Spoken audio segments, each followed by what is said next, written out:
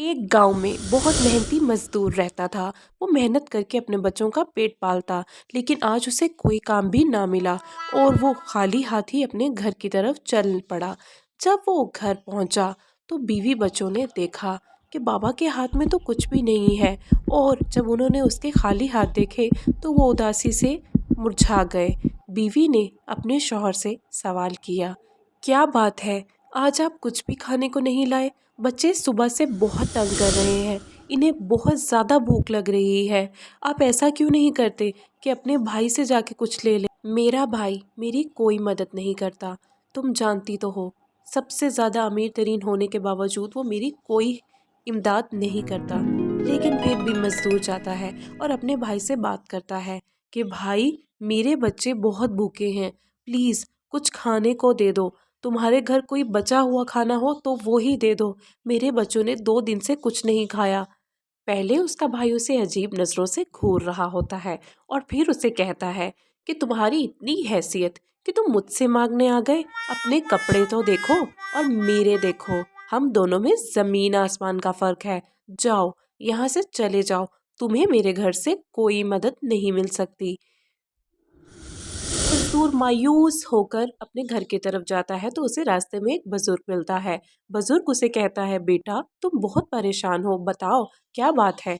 तो वो अपनी सारी कहानी उसे बताता है कि बाबा जी, मेरे पास खाने को कुछ भी नहीं है। 2 दिन हो गए हैं, मेरे बच्चे भूखे सो रहे हैं और मुझे कोई काम भी नहीं मिल रहा है। मैं बहुत ज़्यादा परेशान हूँ। आप मेरे लिए दुआ कीजिए, आपकी दुआ ज़रूर कबूल होगी। बाबा जी ये सब सुनते रहे और उससे कहा, बेटा मेरे पास तुम्हारी परेशानी का एक हल है।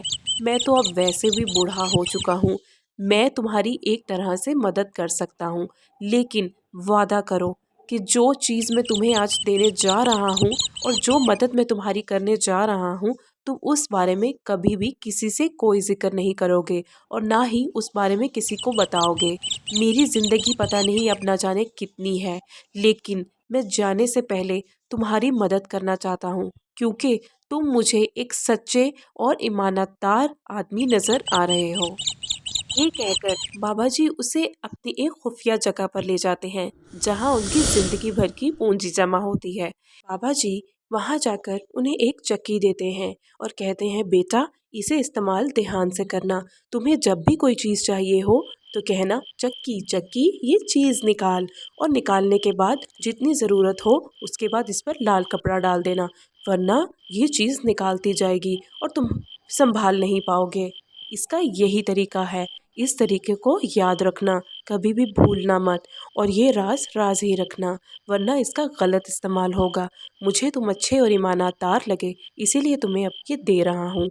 मजदूर बहुत ज़्यादा खुश हो गया और वो चक्की को अपने घर ले गया। उसने जाके चक्की को छुपाकर अपने पास एक जगह पे रख दिया और वहाँ जाकर चक्की से कहने लगा, चक्की चक्की दाल निकाल।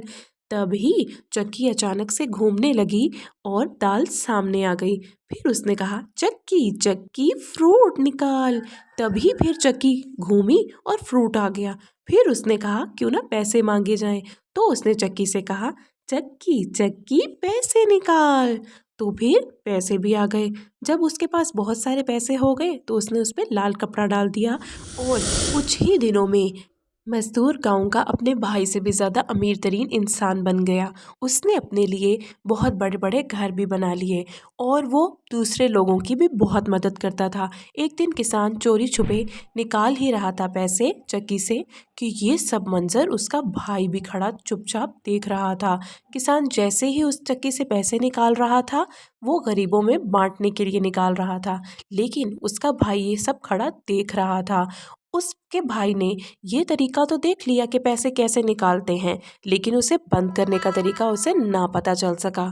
जब उसका भाई वहाँ से चला गया तो उसके भाई ने आकर उस चक्की को चोरी करने की कोशिश की और वो कामयाब हो गया। उसने चोरी की और कहा, अब मैं ये चक्की लेकर चला गया और कहा, अब मैं दुनिया का अमीर तरीन इंसान बन जाऊंगा। तो वो अपने बीवी बच्चों को साथ लेकर गया और कहा कि अब हम दुनिया के अमीर तरीन इंसान बन जाएंगे। उसके बीवी बच्चों ने सवाल किया कि ये कैसे चलती है बाबा, मुझे भी दिखाइए। उसकी बेटी के कहने पर उसके बाप ने चक्की से कहा, ठीक है बेटा, मैं तुम्हें दिखाता हूँ कि ये कैसे चलती है। तो उसने चक्की से कहा, चक्की चक्की नमक निकाल। ये कहते ही चक्की से बहुत सारा नमक निकलने लग गया, लेकिन उसे बंद करने का तरीका तो आता नहीं था। इस तरह उनकी कश्ती में नमक भरता गया और वो सारे के सारे डूब गए। लालच का अंजाम यही होता है। प्यारे बच्चों, आप लोग जानते हैं लालच बुरी बला है। हमें खुदा ने जितना भी दिया है, हमें उसी में शुक्र अदा करना चाहिए और हमें अपने इर्द गिर्द लोगों की मदद करनी चाहिए। तो इस कहानी से हमने ये सीखा कि लालच बुरी बला है।